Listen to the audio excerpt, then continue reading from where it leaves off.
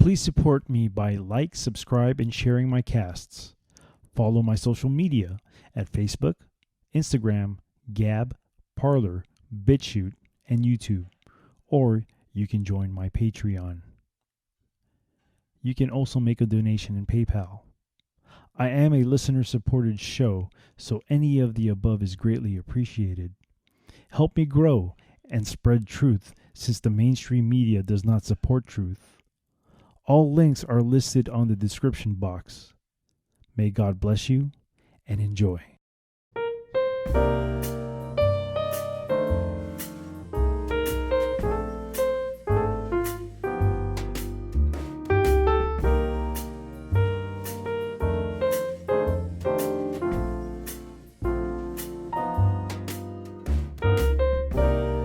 Welcome to the Speak Uneasy, a safe space where cancel culture does not exist, because we are in a different prohibition era.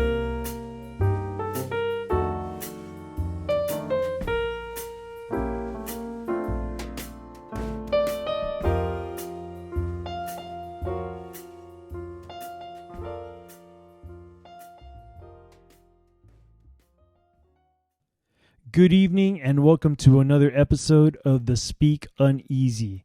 Welcome in tonight, people. I am the bartender, and I have chosen the random Bible read of the night. It'll be coming out of the book of Titus, chapter 1, which is titled Paul's Son in the Faith. Paul, a servant of God and an apostle of Jesus Christ, according to the faith of God's elect, and the acknowledging of the truth which is after godliness, in hope of eternal life, which God that cannot lie promised before the world began, but hath in due times manifested his word through preaching, which is committed unto me, according to the commandment of God our Savior. To Titus, mine own son, after the common faith, grace, mercy, and peace from God the Father and the Lord Jesus Christ our Savior. Qualifications for leaders. For this cause left I thee in Crete, that thou shouldest set in order the things that are wanting, and ordain elders in every city, as I had appointed thee. If any be blameless, the husband of one wife, having faithful children, not accused of riot or unruly. For a bishop must be blameless as the steward of God, not self-willed, not soon angry, not given to wine, no striker, not given to filthy lucre, but a lover of hospitality, a lover of good men, sober, just, holy, temperate, holding fast the faithful word as he hath been taught, that he may be able by sound doctrine both to exhort and to convince the gainsayers. And that is the random Bible of the read for the night, which came from the book of Titus, chapter 1, Paul's son in the faith, and qualifications of leaders, from verse 1 all the way to verse 9. Now, for tonight's drink. And just remember, folks, purpose for the drinking part of this is to teach people how to make cocktails if they don't know how. And I'm not trying to push alcoholism or anything like that. This is just a little hobby that I like to do. And besides, I don't drink to the point where I'm wasted. I don't even drink to the point where I'm buzzed. I have one cocktail, maybe two, if I do drink on a night. and that's about it. So I drank to just loosen up, and I drink because I love not creating, but I love to make cocktails. So tonight's drink we are going to be making, it's going to be called a Whiskey Ricky. A Whiskey Ricky. It is sort of the same thing as the Japanese highball I made last week, but the difference is I'll be using a American rye whiskey instead of a Japanese whiskey.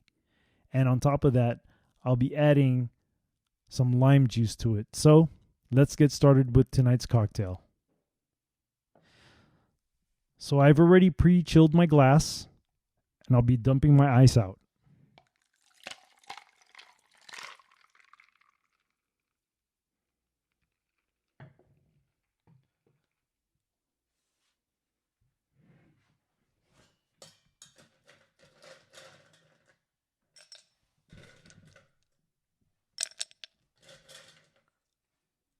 Now I'm putting ice into the chilled glass.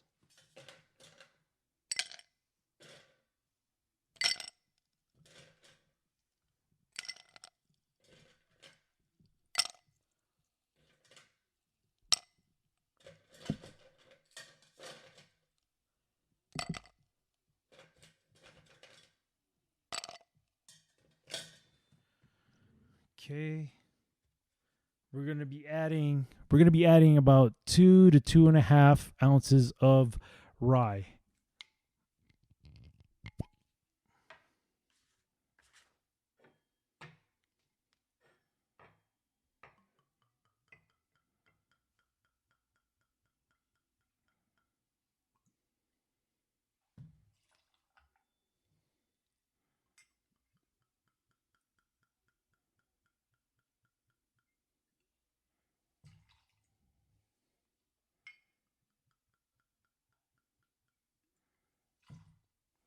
I'm going for 2.5 tonight.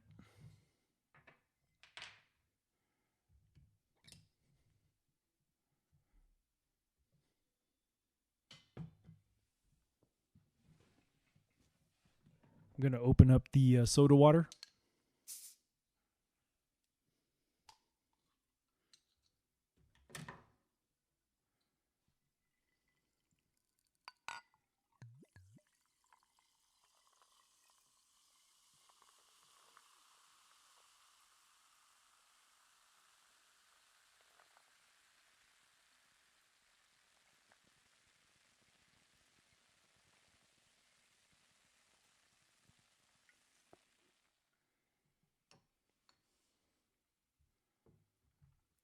I've already pre-cut my lime, so I'm going to go ahead and squeeze my lime in there, my lime juice.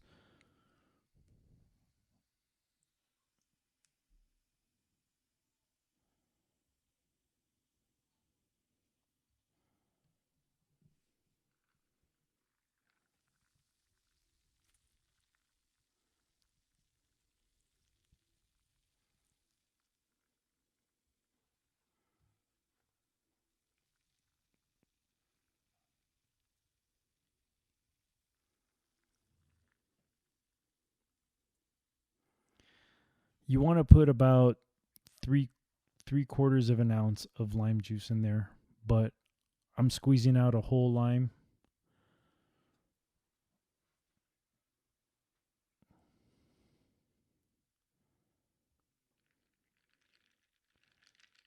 Give it a little stir. And now the taste.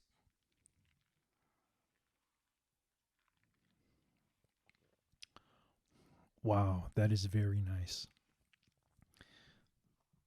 That's a pretty good drink. It's good on a hot day. It's a pretty good drink to have. It lessens the bite of a rye whiskey, because ryes are it has some kind of bite to it. It has that rye bite, but it's a well balanced drink because the lime juice really balances it out. So there it is, the Whiskey Ricky. Kanpai.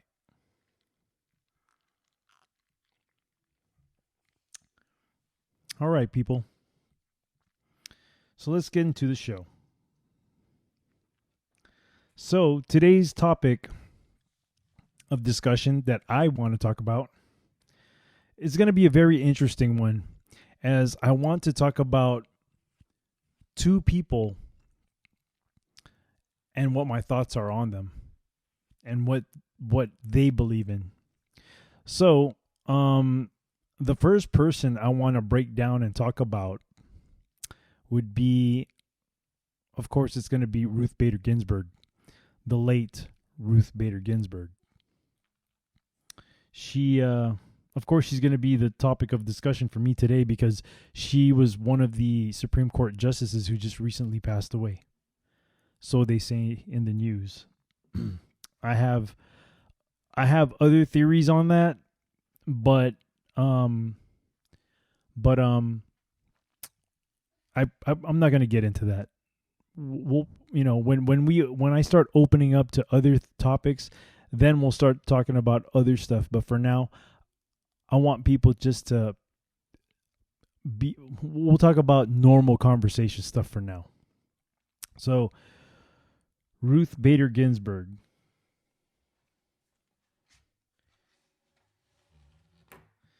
Let me just dive into my notes here. So, her history of being one of the Supreme Court justices was that she was a very, very extreme feminist.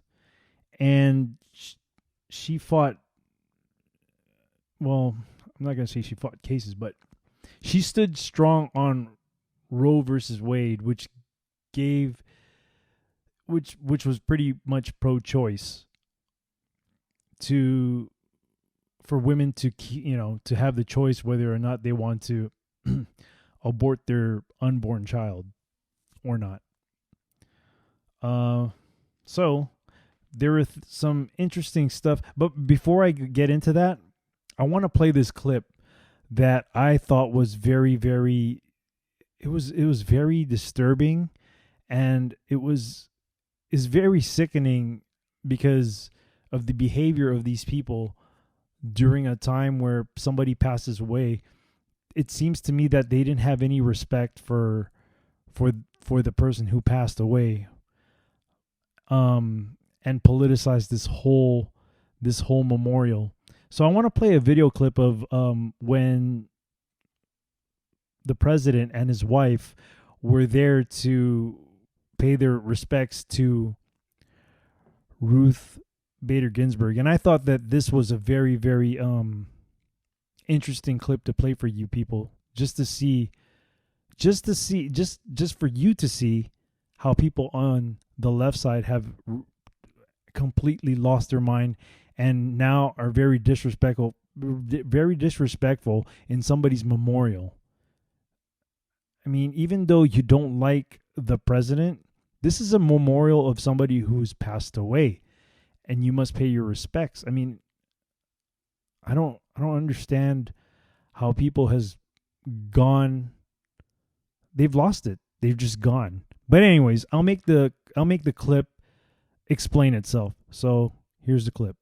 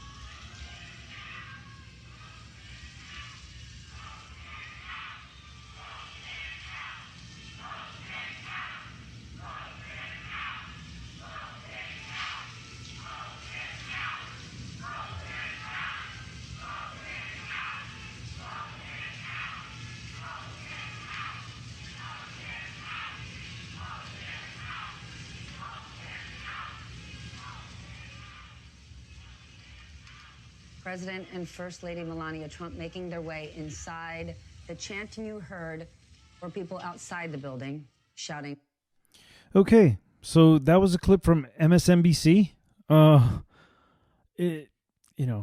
MSNBC. I'm not big fans of them, but nonetheless, it's their clip. So I wanted you people to get a glimpse of how far gone the left have gone, all the way to the point where they are even disrespecting somebody who they adored, quotes. So, I found an article here in the LA Times, and it's an opinion piece. And this was written back in September 19th. So let me go ahead and read. Let me go ahead and read this opinion piece, so then you may. What I'm trying to do is I'm trying to paint a picture of Ruth Bader Ginsberg. There's a lot of stuff in her history that I'm just going to highlight just a few things. But I'll start off by reading this article from the LA Times. And it's, mind you, it's an opinion piece. And it was by the editorial writer Carla Hall. And the headline reads, Ruth Bader Ginsburg protected your abortion rights. Be afraid now that she's gone. There were two things about Supreme Court Justice Ruth Bader Ginsburg I admired deeply. One was her relentless defense of abortion and reproductive rights, and the other was her excellent planking form in the gym. Balancing your body weight on your hands and feet for 30 to 60 seconds is a challenge at any age, let alone 80 plus years old. But then, fighting for abortion rights and holding a plank draw on some of the same skills, tenacity and willingness to push through fatigue. Reproductive rights have been constantly under attack in the nearly half century since the court ruled women had a right to a legal and safe abortion in Roe versus Wade. And Ginsburg never gave up the fight.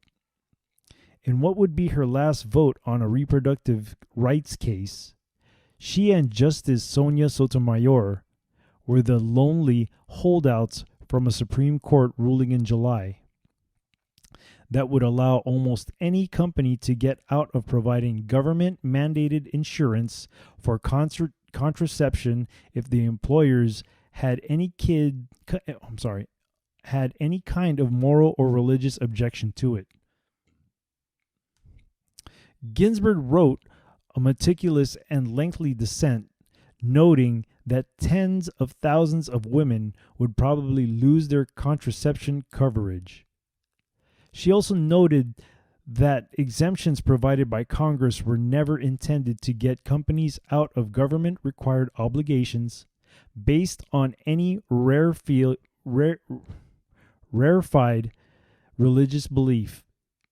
She cited, among others, the court's 1986 ruling in Bowen versus Roy, in which a Native American father asserted a sincere religious belief that his daughter's spirit would be harmed by the government's use of her Social Security number. No shock, the court ruled against the father, and, as Ginsburg noted, quotes, a religious adherent may be entitled to religious accommodation with regard to her own conduct, unquote. But she is not entitled to force others to conform to her conduct. I'll keep reading this. In a landmark 2016 decision overturning an onerous Texas law, HB 2, that required abortion clinics to be outfitted like ambulatory surgical centers and staffed by doctors with hospital admitting privileges, ostensibly to protect women's health.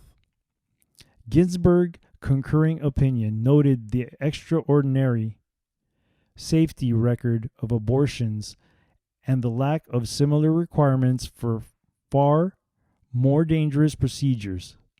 She called out the Texas law for the sham it was, writing, quotes, "It is beyond rational belief that HB 2 could genuinely protect the health of women, and certain that the law would simply make it more difficult for them to obtain abortions," unquote. Even in the last 13 years, Justice Ginsburg had to lay out again and again how pregnancy discrimination is sex discrimination, said Nancy Northup, chief executive of Center for Reproductive Rights, in a statement Friday night. The power that Ginsburg wielded on the Supreme Court to make women's rights a legal reality, and the way she did it in a straightforward, steely way without bloviating, turned her into an 87-year-old age-defying cultural icon for women and girls, including little ones who donned her signature frilly white collar and robe, glasses as a Halloween costume. Probably some of that mystique came from the contrast between her diminutive stature as a woman and her stance as a judicial warrior. Her cult status was assured when she was crowned with the moniker Notorious RBG, appropriated from the late Notorious B.I.G., a massive bass voice rapper who was in every way physical opposite. Yeah, no kidding. That's why he was called B.I.G. Between her work ethic on the court and her workouts in the gym, I truly foolishly believed her to be nearly indestructible. Hearing earlier this summer of her trip to the hospital for a bile duct stent cleaning and of the metastatic spread of one of the numerous cancers she had miraculously survived, I thought to myself, well, she'll be fine, right? She'll certainly survive beyond the administration of a president she made little secret of disliking. Her dying wish was not to be replaced until a new president is installed. Bullshit. There are so many aspects of that wish I hope comes to pass for Ginsburg and the rest of us. It's not that her death leaves the court with only 3 stalwart supporters of abortion rights. It's that it leaves the possibility that her seat will be filled by an abortion opponent who will disagree the Supreme Court's 3 landmark rulings on abortion rights and search for ways to dismantle the bedrock ruling of Roe versus Wade, which would rob women of what the court has established as a constitutional right to a safe and legal abortion. I hope that day doesn't come to pass, but if it does, it will be a dark day for civil rights. And that is the article from the LA Times by Carla Hall. Now, my take on this opinion piece, it's clear to me that this lady is what the left calls pro-choice. What I call it is it's pro-killing baby. Because if the left was so concerned about the choice for women, well, how about the unborn women? And not only that, I mean, you had the tenacity to have unprotected sex with somebody you probably didn't, and I'm not, I'm talking about people who have irresponsible sex here, okay? You have the tenacity to have unprotected sex with somebody you probably won't be with for a long time, or whatever the case may be. Now, if you're mature to make a decision of having sex, then you're mature enough to take care of that kid. And if you're not mature enough to take care of that kid, why kill the kid when it's not the kid's fault? Why don't you just give your kid up to adoption? Because there are many families out there who are having a hard time trying to produce their own kids. So instead of killing kids, why don't you just give your kid up for adoption, where a loving family who's been having a hard time having their own kids, have them adopt the kid? You know, life is very precious, people. And I don't think anybody's, I don't think anybody should be killed. I changed that opinion. There are certain types of people. That I don't wish. It's not Christian-like to wish death upon somebody, no matter what kind of person no matter what kind of person it is. But let's just say that I wouldn't feel sorry for a certain type of group of people. And I'll be discussing those certain type of group of people here in a minute, because it connects with Ruth Bader Ginsberg. So I am a very pro-life person.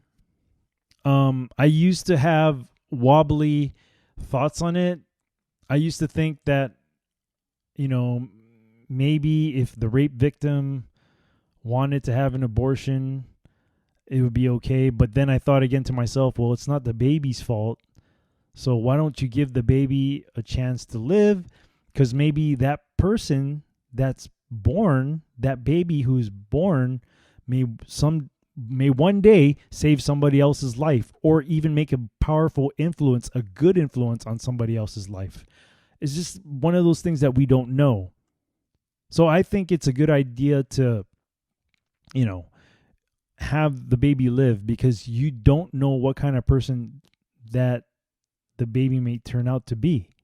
It may turn out to be a bad person, but at the same time, you don't know if that particular person is going to be able to touch somebody else's life and inspire them, or even save their life, or maybe just be there for them at the right time.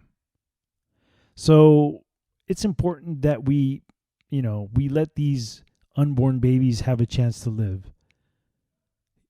And like I said, if you feel that you're not responsible enough to take care of the baby, at least give the baby up for adoption, where there are many families who are having issues in having their own kids, and they can adopt that child. So that's my take on that particular issue and this opinion piece about Ruth Bader Ginsberg. Let me take a swig. This is good. It's not sweet either, so it's just perfect. The rye, the soda water, the lime, it's a perfect drink. Now, I'm going to go ahead and read here. It's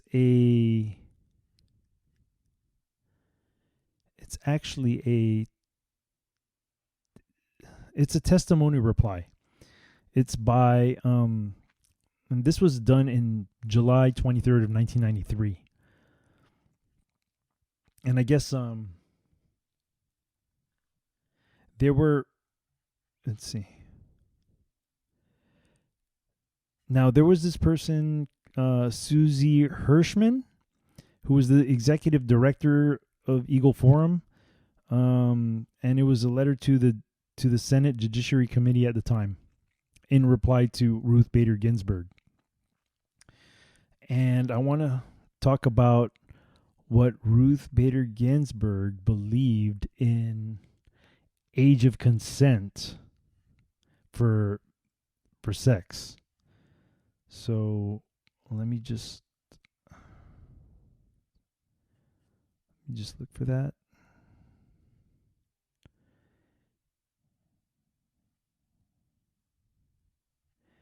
Age of consent. Here we go. The age of consent for sexual acts must be lowered to 12 years old. I'm going to read this. Eliminate the phrase carnal knowledge of any female, not his wife, who has not attained the age of 16 years, and substitute a federal, sex-neutral definition of the offense. A person is guilty of an offense if he engages in a sexual act with another person, and the other person is, in fact, less than 12 years old. So what they're saying is, so my take on how this is written is, the person can be guilty of having a sexual relation, or not a sexual, but having sex with a child who's less than 12 years old, which means it cuts it down from 16 to 12. Now, that's my interpretation of that. So,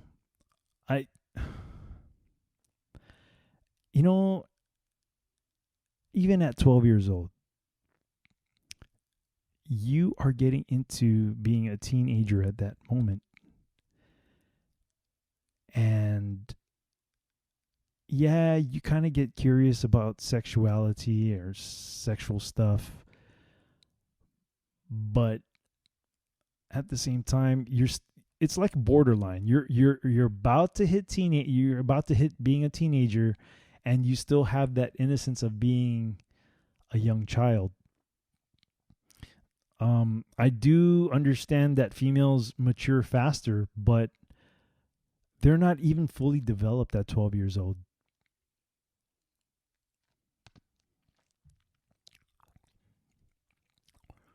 Yeah, when I was 12, there were some girls who were, they developed pretty early, but the mentality of a 12-year-old is not even close to even making a decision of having sex with somebody. I mean, even for argument's sake, even if a boy was 16 having sex with a 12-year, I still think that's wrong. Even though it's just 4 years apart, 12 years old, it's your mental capacity is not even, it's not, at least it shouldn't be thinking about sex as much. But this generation nowadays, where they have rappers out there talking about whiskey, alpha, papa, and you know what I'm talking about if you know what I'm talking about with those acronyms. I don't know what her name is. I don't listen to modern rap. I can't stand it. I can't stand rap now. But anyways, kids are listening to this crap. They're listening to this stuff, and they're admiring these people. Where are the parents? I mean, what the hell, dude? You're gonna make your kids listen to that kind of stuff? Huh? I mean, I ain't gonna lie, dude. When I was younger, I used to listen to 2 Live Crew too, but my parents didn't know. So, anyways, I don't know where I'm going with that. That was kind of stupid for me to say, because it was one of the best selling albums out there when I was about 12 or 13 was As Nasty as They Want to Be by the 2 Live Crew. That was like one of the most popular one of the most popular albums out there. Probably one of the best selling, because they tried to ban these guys' speech because of the content of their music. It was so sexual, but I can save that topic for another day.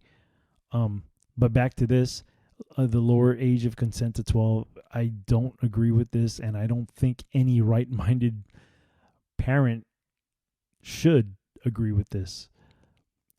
We try to keep our kids as innocent as possible for as long as we can.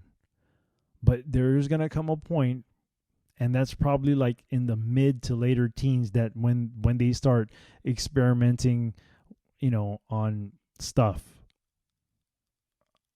I mean, first time I did it was when I was like 16 or 17. So, with no parental supervision and all that stuff, things happen, I guess. But it is for who of us as parents to inform our kids about sex. It's not here's my opinion again. I don't think it's right for the school to teach kids about sex. I think that's the parents' responsibility to teach their kids about sex. They should have that discussion. They shouldn't be ashamed of it, because if you do not have that discussion with your kids, they're going to go ahead and try to find the answers somewhere else by somebody who doesn't even know as much as they do, because it's called their peers. Their peers are going to tell them advice about something they don't even know themselves. Yeah, they might be able to know how to do it because they've done it before, but how about the consequences of it? Like, what happens if you do have a baby with it, or even the mental part of having sex? Because I used to think that having sex with with many women was a very cool thing to do. But as I grew older, I realized that it was the wrong thing. I do think that it's okay to it's okay to share sex with somebody you really care about, because that's what makes it special. Again, I grew up in a broken home. For those of you who didn't hear my last show, I didn't have any male role model to give me direction and give me good advice on how to be responsible about having sex and when I should have sex with a female. So, I try to harp that on my son now. If you're gonna tell him, I used to tell him, like, not too long ago, I used to tell him, yeah, go ahead and have sex with as many girls as you want, but just don't make them pregnant and don't get any diseases or whatever. But as I got older, especially when I started hitting over 40, my mentality started changing about that. And I started saying to him, I gave you the wrong advice. I honestly think that if you're going to have sex with somebody, make sure it's somebody that you care about, because that's what makes it special, and not just the act of having sex just to feel good physically. Because the more you have sex with so many people with no feelings, it becomes an empty thing to do. And part of the experience of having sex with somebody you care about is also that you guys have a good relationship. So that's my take on that. Okay. Now there's another thing I want to discuss about RBG, and it's about the prison and she wanted to reform prisons to be sex integrated, which means they wanted co-ed prisons, jails, any type of rehabilitation facility. Now, when I say co-ed, I mean intermingling with each other, like sharing a cell or some to that effect. So I'm going to read this. Excuse me. Prisons and reformatories must be sex integrated. If the grand design of such institutions is to prepare inmates for return to the community as persons equipped to benefit from the contribute to civil society, then perpetuation of single-sex institutions should be rejected. 18 U.S.C. 4082 ordering the Attorney General to convict offenders to available, suitable, and appropriate institutions is not sex discriminatory on its face. It should not be applied to permit consideration of a person's gender as a factor, making a particular institution appropriate or suitable for that person. So there's really not much information on that, but I mean, in a nutshell, it pretty much says that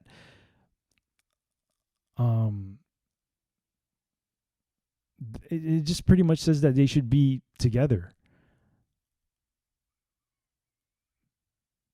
because we're trying to now, I'm not talking about me when I say we. I'm talking about I'm reading this thing. So it's talking about that they want to rehabilitate this person back into civil society, so a single sex institution should be rejected.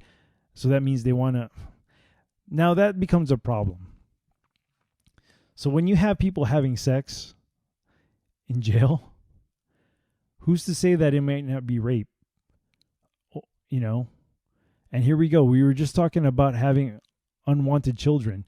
That right there is a gateway to having unwanted children, is when you lock two people up who are just physically attracted to each other, and then in turn the woman gets pregnant, and you know, now the guy doesn't want anything to do with the kid, and the woman doesn't want to take care of the kid either, and decides that she wants to, you know, abort the baby. So that's another gateway. It's another gateway to abort a child, and also it raises the propensity of rape to go skyrocket through the roof, the rape rate in prison. That's what it does. That's crazy. I mean, can you imagine that? I mean, if you get arrested, you share a cell with somebody of the opposite sex. You know, I'm just talking as if you were a straight person for both male and female. And you know, you guys hit it off, like you have a good relation, like you're cool with each other, and then all of a sudden one thing leads into another, and there you go. 9 months later, you know, you're ready to give birth to a baby that you probably don't want to give birth to, that you decide that, yeah, I want to abort this kid because I don't feel that I'm ready to have a kid. I can't take care of my kid. So that's going to open up problems. Not only that, but a lot of many passion crimes, in my opinion, like murder, you know, things like that, like passion crimes, a lot of them stem from jealousy of somebody's boyfriend or girlfriend.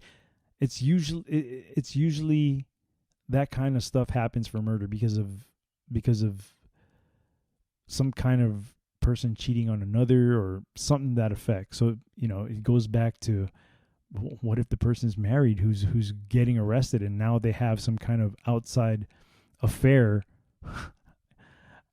Let me rephrase that.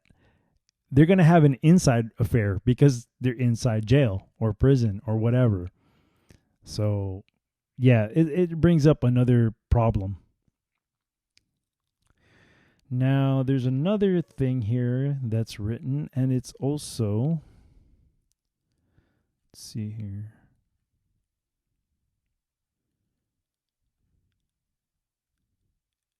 Here we go. The traditional family concept of husband as breadwinner and wife as homemaker must be eliminated. Wow. Talk about destroying the nuclear family. Okay.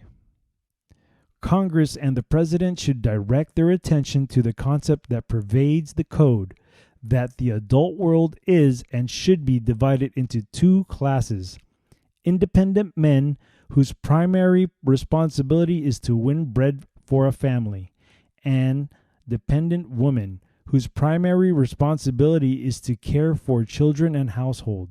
This concept must be eliminated from the code if it is to reflect the equality principle.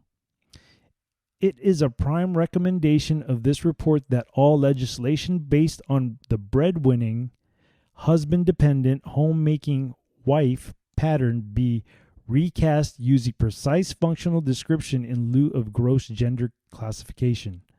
A scheme built upon the breadwinning husband and dependent homemaking wife concept inevitably treats the women's efforts for aspirations in the economic sector as less important than the man's.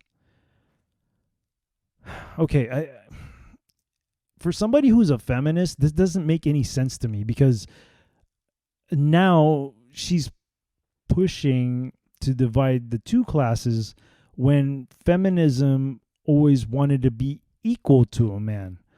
So this in itself doesn't make any kind of sense to me, due to the fact, and this is because she was a very extreme feminist, that now she wants to divide the two. She wants the two classes divided. I don't know what to say about this. I mean, I just read it, and it doesn't make. I mean, just based on the principle of an extreme feminist, this doesn't make any sense to me. So I'll just leave it at that, because there's no way I'm going to there's no way I'm going to make any sense of this when extreme feminism goes opposite. They want to be equal to the man, but yet this is saying they want the classes divided. So I don't understand what this is. Well, I mean, what is it, feminist? Which one do you want? Do you only want it when it's convenient for you? Or do you really want to be equal? Because if you want to be equal, tell us. But don't go back on your word if you can't handle what men can't handle. Well, I mean, if you can't handle what men can handle. And I know, I'm probably going to offend some females out there, but what I'm trying to say is men are more physically stronger. And I'm not saying every man. Obviously, there are women out there who are strong too. It's a very small percentage if you compare the male and the female. The men are usually going to be physically stronger than a female. So, yeah, I'm going to leave it at this, because this is my mind is blown right now. Because, like I said, feminists always they always want to be equal to men, or more. I guess this makes sense because they want more power than men or whatever. So I'm gonna leave it at that, because that's confusing. Okay, so she also wanted language changed.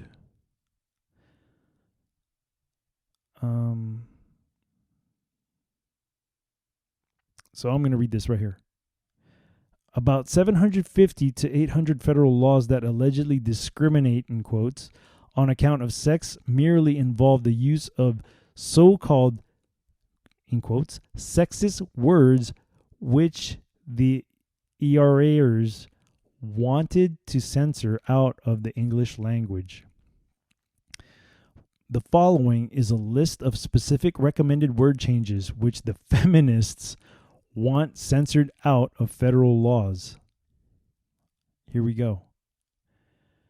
I'm going to read words to be removed and then follow it up with the words to be substituted as. Oh, here we go.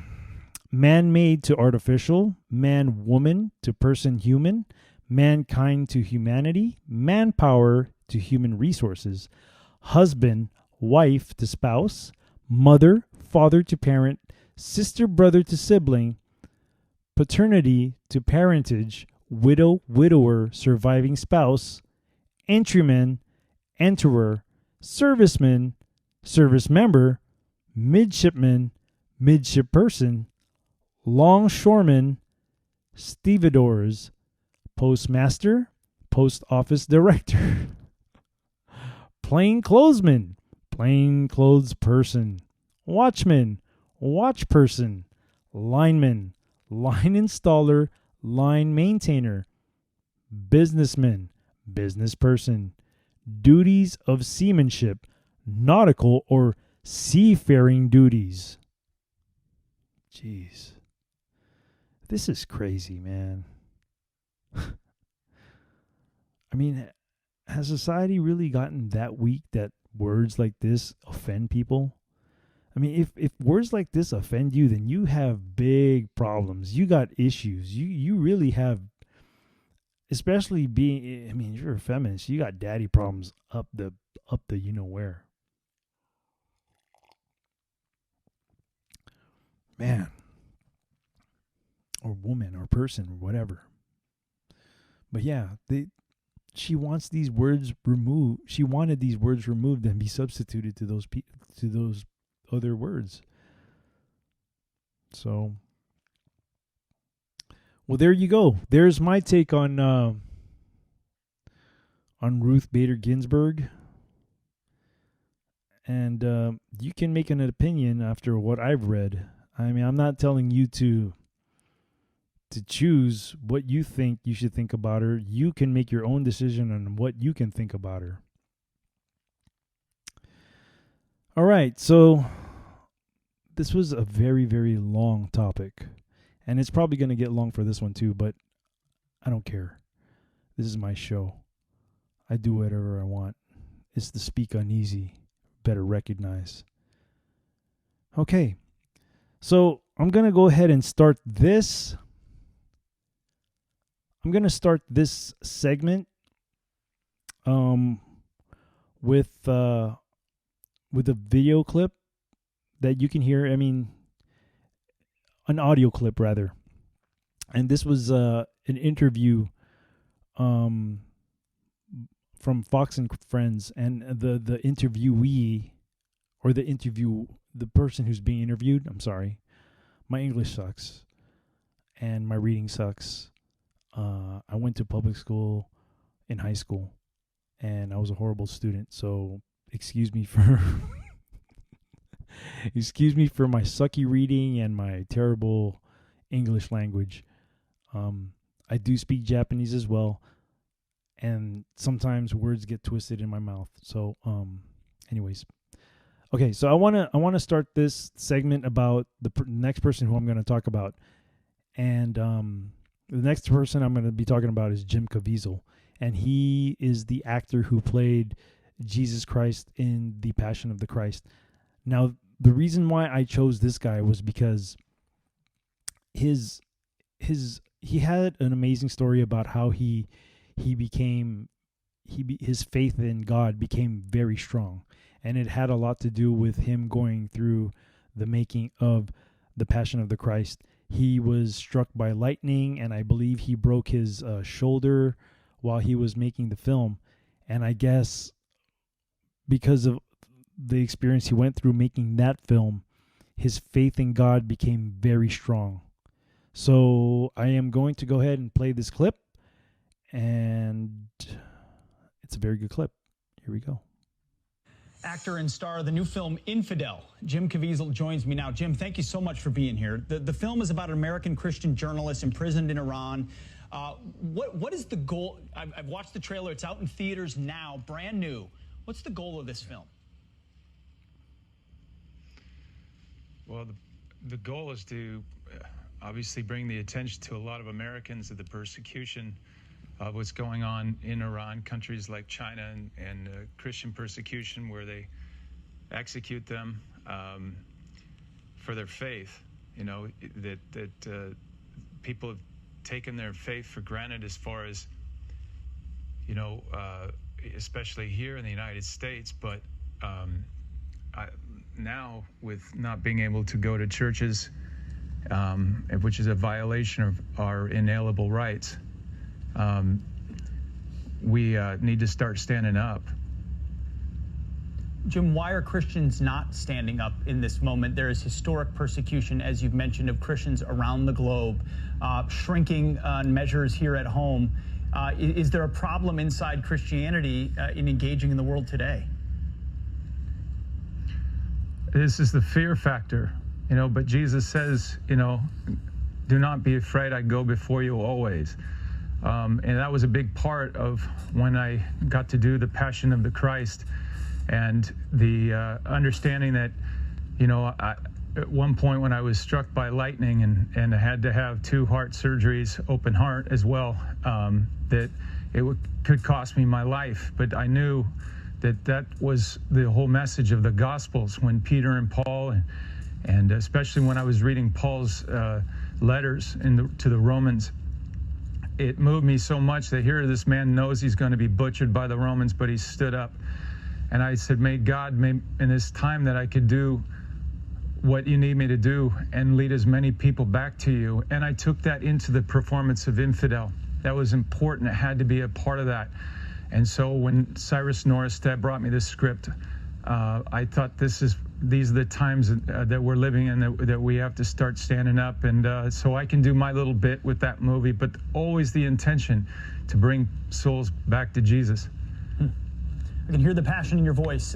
One other topic you wanted to touch on was Ronald Reagan gave a speech, a Time for Choosing speech in 1964, and he said, "You and I have a rendezvous with destiny. We'll preserve for our children this last best hope of man on earth, or we'll sentence them to take the last step into 1,000 years of darkness." What can Americans learn from Ronald Reagan? What are your thoughts on that at this moment in time? Yes, that's right. He said that, and he said, now let's set the record straight. There's no argument over the choice between peace and war. But there's only one guaranteed way you can have peace, and you can have it in the next second: surrender. Admittedly, there's a risk in any course we follow other than this, but every lesson in history tells us that the greater risk lies in appeasement. And this is a specter our well-meaning Christian liberal friends, our priests, bishops, and pastors refuse to face, that their policy of accommodation is appeasement. And it gives us no choice between peace and war, only between fight and surrender. If we continue to accommodate, continue to back and retreat, eventually we will have to face the final demand, the final ultimatum. And what then? When Satan has told the people of this world, he knows what our answer is going to be. He has told them that we're retreating under the pressure of his Cold War, and someday when the time is right to deliver his final ultimatum, our surrender will be voluntary, because you see, by then we will have been so weakened from within, spiritually, morally, economically. He believes this because from our side he's heard voices pleading for peace at any price, or better red than dead, or as one commentator put it, he'd rather live on his knees than die on his feet. And therein lies the road to war, because those voices don't speak for the rest of us.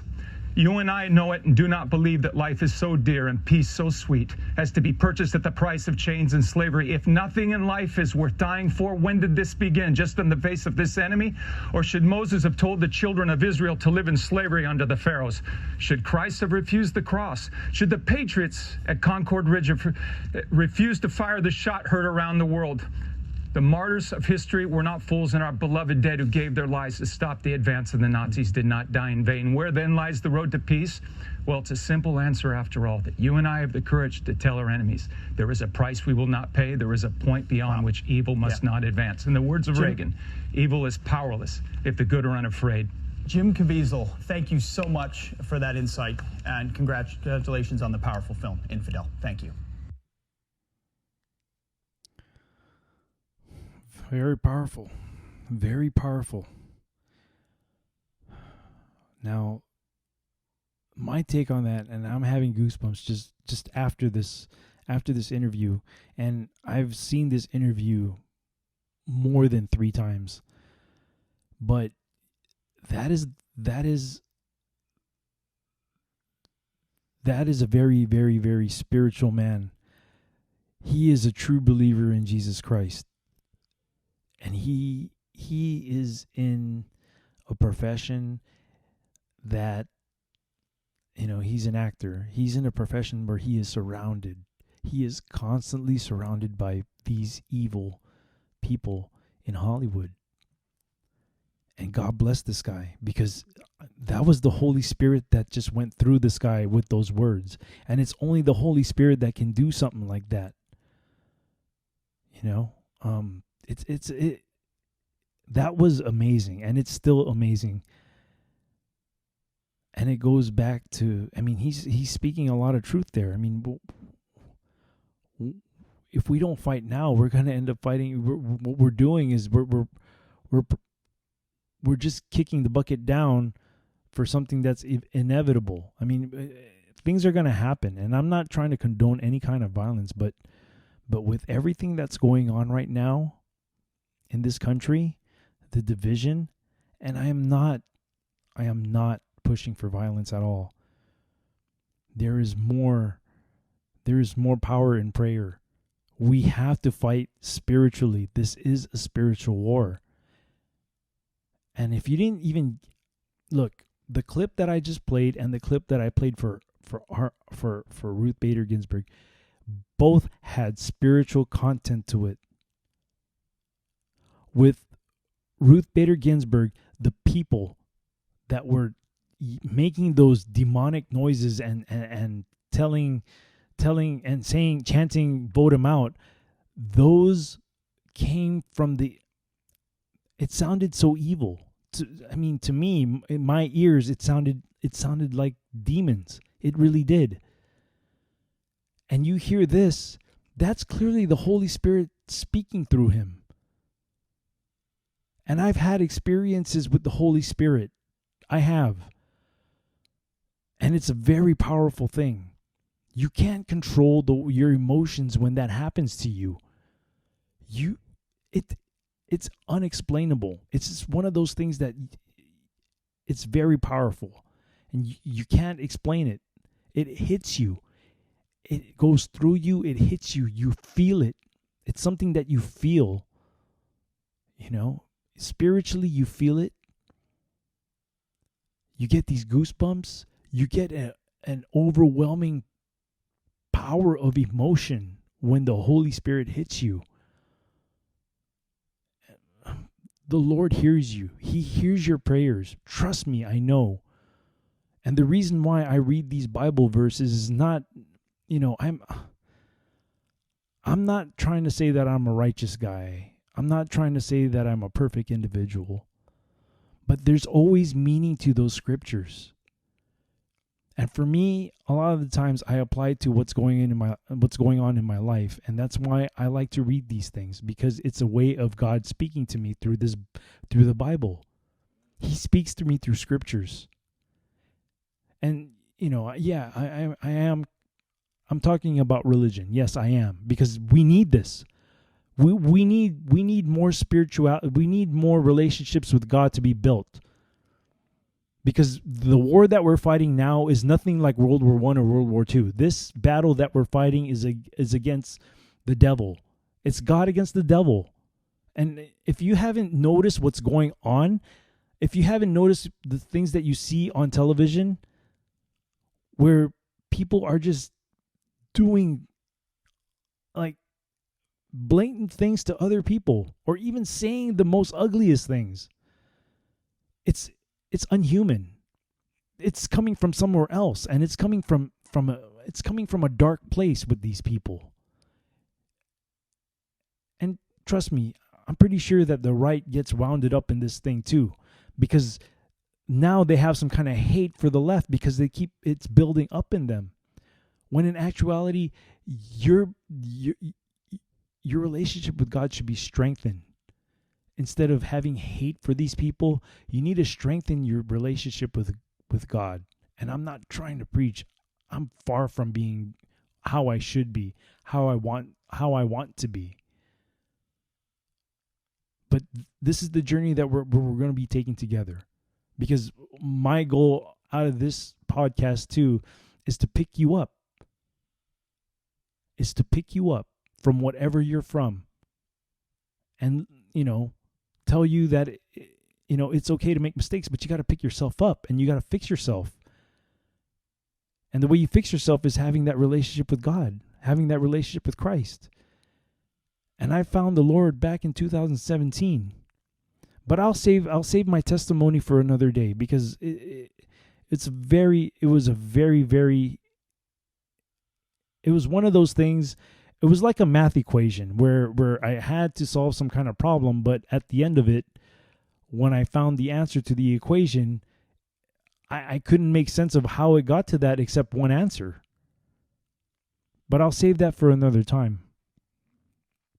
So I wanted to talk about Mr. Caviezel here, his latest film, Infidel. I have not seen it yet. I would love to go see it. If not, then I'll download it off of, whatever website is going to have it.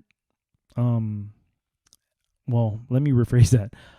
I'll probably see it on Amazon or iTunes because I don't have Netflix. I canceled my Netflix. Screw them. So, like I said, that was the Holy Spirit speaking through him. And his revelation, the way he came to strengthen his relationship with the Lord, I would love to play I would love to play that clip, but it's a very long clip, and I know I'm going over the time that I should, but I feel that this is an important topic. This is an important person to speak about because we need more of this kind of person. We need more of him. We need to be like this person because he's spreading nothing but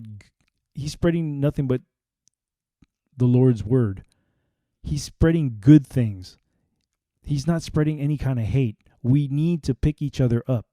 This is the time where the word needs to get out. The Lord's word needs to get out. We need to build that relationship because we have to brace ourselves for what's coming. And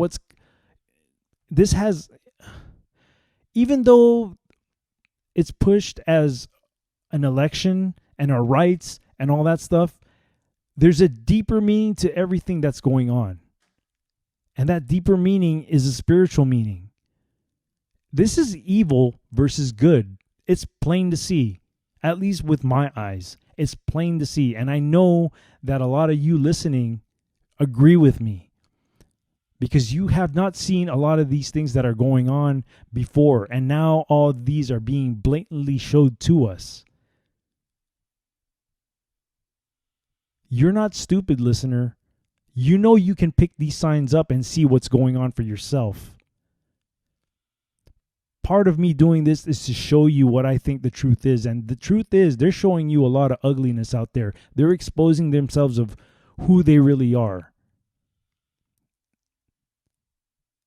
It's not time to take a side between left and right. It's time to build that relationship with God because it's very important that we all do.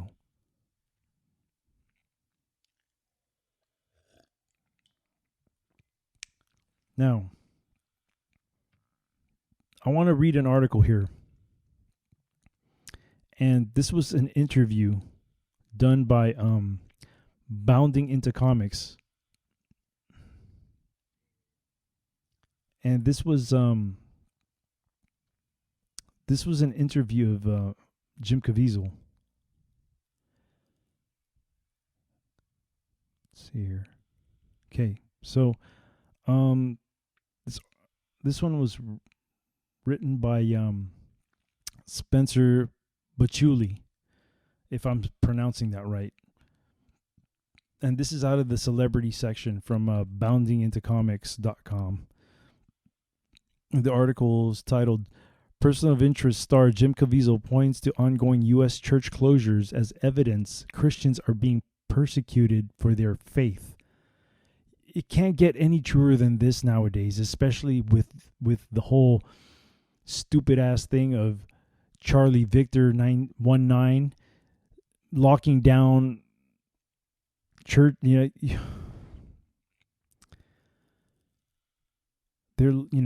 you can't. They're taking away our right to assemble. Anyways, I'm going to read the article. Person of interest and Passion of the Christ star Jim Caviezel recently offered his opinion that the ongoing closure of churches in the United States amidst the Charlie Victor 19 pandemic is an example of Christians, quote, being persecuted for their faith, unquote. On September 10th, Caviezel, a devout Christian follower of the Catholic faith, spoke with Breitbart News Daily about his upcoming film Infidel, a contemporary Middle East thriller that will star Caviezel as an American kidnapped while attending a conference in Cairo, who ends up in prison in Iran on spying charges, whose wife goes to Iran determined to get him out. At one point in the interview, Caviezel turns to the topic of Christians being persecuted for their faith, whether it be in Iran or in China or other parts of the world, states that a prime example of this persecution in the United States where you're not allowed to go into churches. He then pointed to the inalienable rights, life, liberty, and the pursuit of happiness, and asked, "Why can't I go to church?" Caviezel then related these current closures to this character that I am playing in Infidel, where his rights are taken away from him, and stated that, "And you're an American. You're standing here and say, why should I go to this film? What is going on here? Let's put this together." The actor would then proceed to point out the hypocritical and inconsistent reasons being given for the ongoing closure of certain institutions, sarcastically nothing that you go into an airplane, you see a lot of people, they're wearing masks. They're right next to each other. But the Charlie Victor 19, for some reason, doesn't spread. It's so smart. It knows not to do that. But when you go into a church, the Charlie Victor 19 goes everywhere, he concluded. Caviezel would then argue that this is the conversation that we're having right now, because the media no longer represents a lot of Americans, especially those that still like this stuff. But most of us, we don't trust them anymore, he continued. And so when you tell me I'm doing an anti-Semitic movie or film on Infidel that is somehow immoral, tell me, to quote Jesus, "If evil I have spoken, tell me what evil that is. If not, why do you strike me?" He would also relate the actions of his character in Infidel to the ongoing practice of cancel culture. Yeah, that's why this is a safe space from cancel culture that has gripped contemporary disclosure. Caviezel stated that one of the interesting things about this script is that the main character stands up for what he believes in, and that is something that's lacking today in cancel culture, and identified the proponents of cancel culture as people who are wanting to be liked so badly.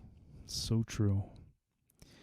He would then claim these individuals were misinformed and suggest they look at what Jesus spoke about, what love really is. It's not going to be some communist or Nazi that takes away your freedoms, warned Caviezel. It's going to be you giving them away. At the conclusion of the interview, Caviezel also noted that the sequel to The Passion of the Christ, The Resurrection, is currently being worked on, and it's going to be the biggest film in world history, and I so believe that, because the Passion of the Christ was a very powerful film. Infidel is currently set for a theatrical release. Oh, it's already been released. Okay, so let's stop with that article because it pretty much closes that out. So he couldn't be more right. We are living in a very, very different culture. Cancel culture, especially with conservatives, and yes, Christians are being persecuted, and I do have another article about that. And I will get into that article. Okay. This one is by sofrip.com. This one is by Stephen Ballestieri. Yeah. And this was written 6 days ago. The title of this article is "The World is Turning a Blind Eye to Genocide Against Christians in Nigeria." And there's a reason why I picked Nigeria. The man who baptized me, I think he is from Nigeria. Okay. Amidst the violence that is gripping Nigeria, the country's Christians are being targeted by the terrorist group Boko Haram, while the rest of the world is largely ignoring the issue because it's Christian. Nobody cares about the Christians. Christians are being singled out for elimination by Boko Haram and Fulani tribesmen. So far in 2020, approximately 1,200 have been killed. In the last 5 years, the number has reached over 12,000. Last month, 5 international aid workers were killed by terrorists from the Islamic State West African province, ISWAP, were commonly known as Boko Haram. A video of the killings was released by the Islamist group as a warning to all those being used by infidels to convert Muslims to Christianity. While the world has been aware of these atrocities, not much has been done about it. Back in 2010, the Office of the Prosecutor of the International Criminal Court opened an investigation into the situation in Nigeria. He looked specifically at the brutalities conducted by Boko Haram.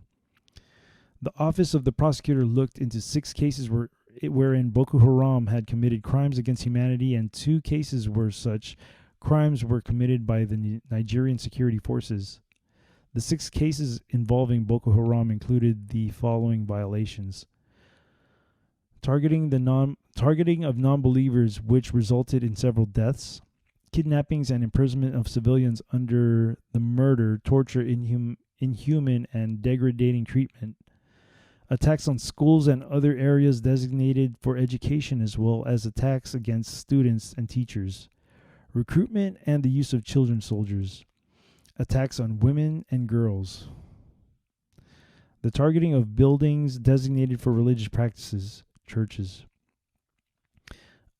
Attacking and abducting women and girls has been a part of the modus operandi of Boko Haram. Boko Haram regularly subjects women and girls to physical and mental abuse, rape and sexual violence, forced labor, and more. The Muslim Fulani tribesmen, mostly herders, continue their own brand of genocide against Christian farmers and anyone who stands in their way in central Nigeria, also known as the Middle Belt. With climate change, the herders are losing much of their traditional grazing lands, so they have been taking land by force. According to a report titled Nigeria Unfolding Genocide and prepared for the UK's Parliament, thousands have been killed by the Fulani and many more have been displaced by the violence.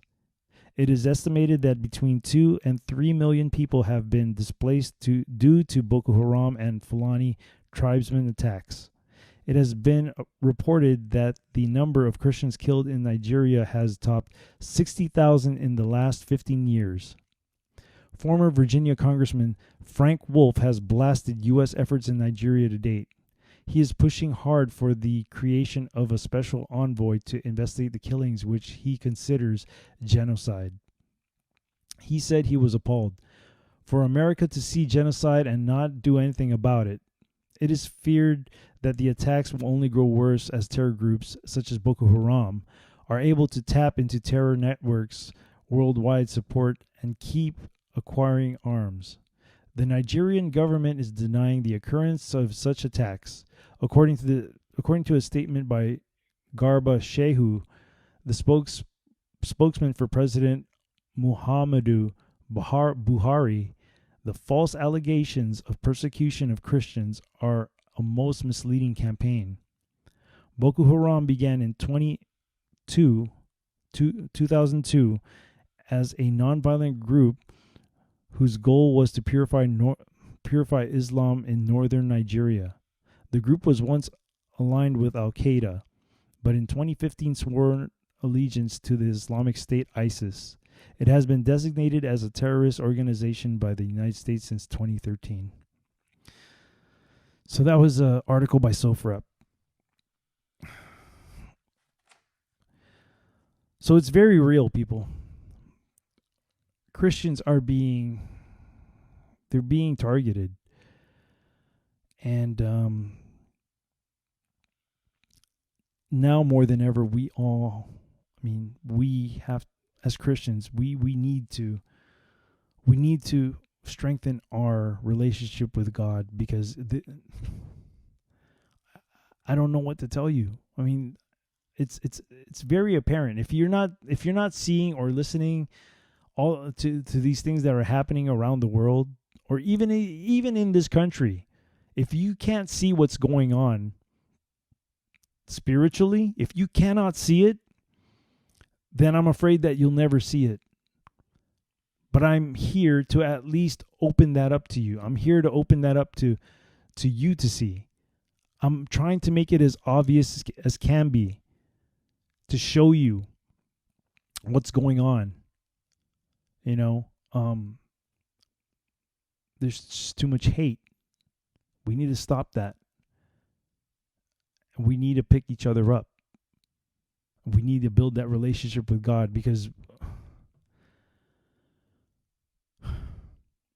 you know, without God in our lives, it's you're going to see what happens. You're going to end up like being one of those people who have nothing but hate in their heart. So I thought this would be another interesting thing for me to read. And it's going to be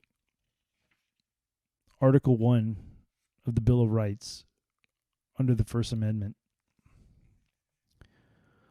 Congress shall make no law respecting an establishment of religion, or prohibiting the free exercise thereof, of abridging the freedom of speech, or of the press, or of the right of the people peaceably to assemble, and to petition the government for redress of grievances. I'm going to repeat this part again. The right of the people peaceably to assemble. Going to church. Congregating. So we all can worship together. With that being said, the bar is now closed.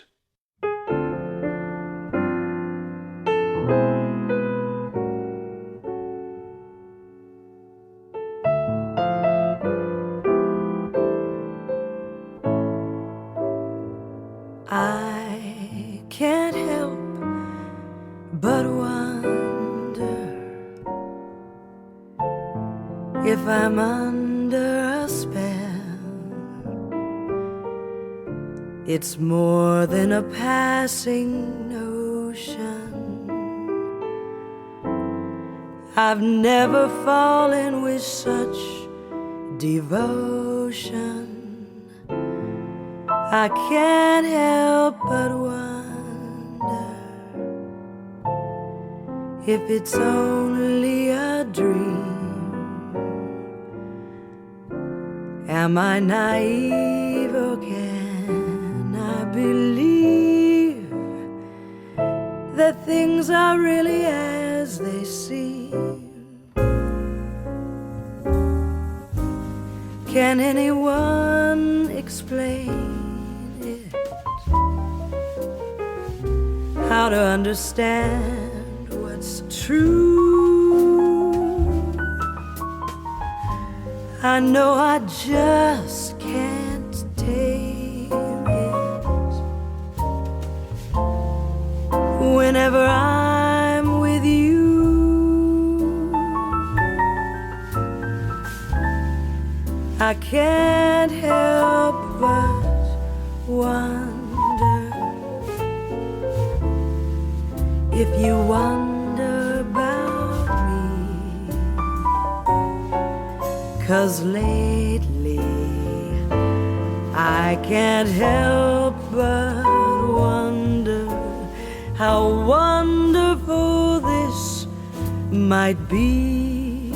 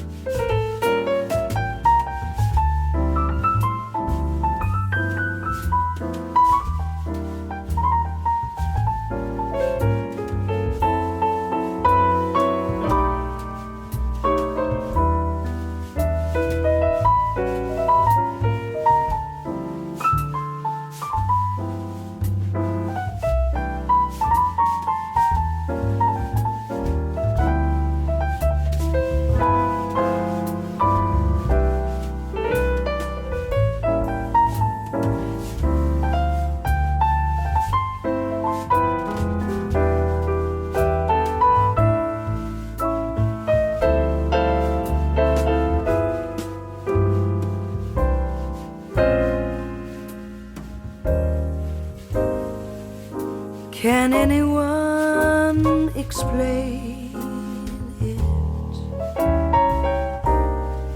How to understand what's true? I know I just can't take it. Whenever I'm with you, I can't help but wonder if you wonder about me. 'Cause lately I can't help but wonder how wonderful this might be. 'Cause lately I can't help but wonder how wonderful this might be.